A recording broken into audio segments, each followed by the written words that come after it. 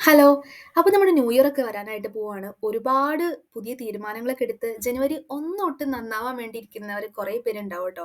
ഇപ്പൊ കുറച്ചൊക്കെ പേര് തീരുമാനം മാറ്റി. നന്നാവാൻ ഒരു ദിവസോ അല്ലെങ്കിൽ ഒരു മുഹൂർത്തം അങ്ങനെയൊന്നും വേണമെന്ന് യാതൊരു നിർബന്ധവുമില്ല. ശരിയാണ്.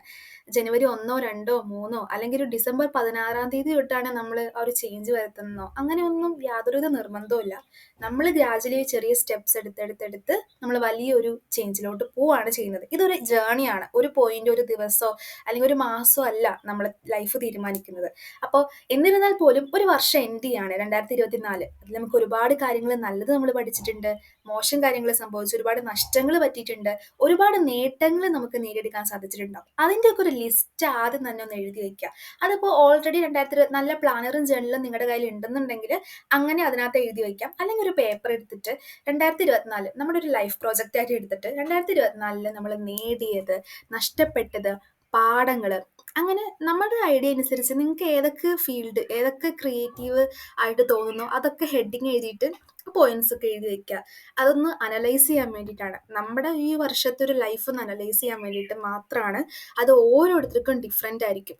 അപ്പോൾ കുറേ പേർക്ക് ഒരുപാട് നേട്ടങ്ങളാണെങ്കിൽ കുറേ പേർക്ക് കുറേ നഷ്ടങ്ങളുടെ കണക്കായിരിക്കും ഉണ്ടാവുക. എന്തും ആയിക്കോട്ടെ, അതിൽ നിന്ന് എല്ലാം നമുക്ക് ഒരു മെസ്സേജ് കിട്ടും, അല്ലെങ്കിൽ കുറച്ചധികം മെസ്സേജുകൾ കിട്ടും. ആ മെസ്സേജ് മാത്രമാണ് 2025 നമ്മൾ കൊണ്ടുപോകുന്നുള്ളൂ.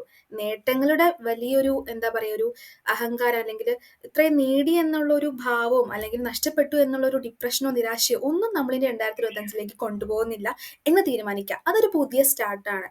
ഇതിൻ്റെ ഒരു ചില ചില കാര്യങ്ങൾ നമ്മൾ കണ്ടിന്യൂസ് ആയിട്ട് പോകുന്നുണ്ടെങ്കിൽ പോലും നമുക്ക് പിന്നെയും ഒരുപാട് കാര്യങ്ങൾ തുടങ്ങാനുണ്ടാവും 2025.